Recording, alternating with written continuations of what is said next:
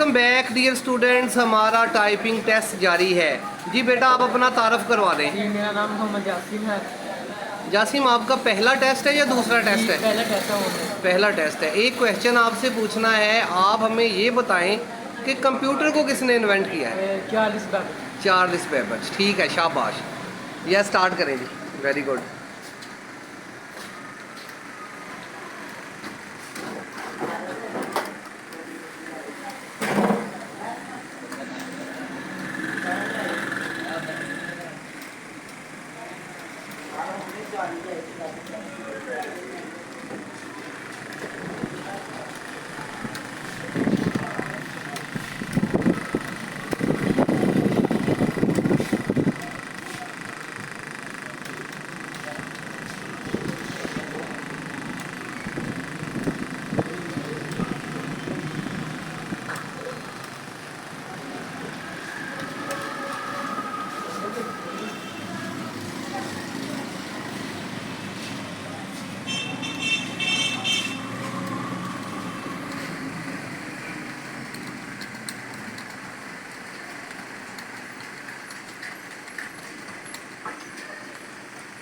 जी बेटा आपका स्कोर है 38।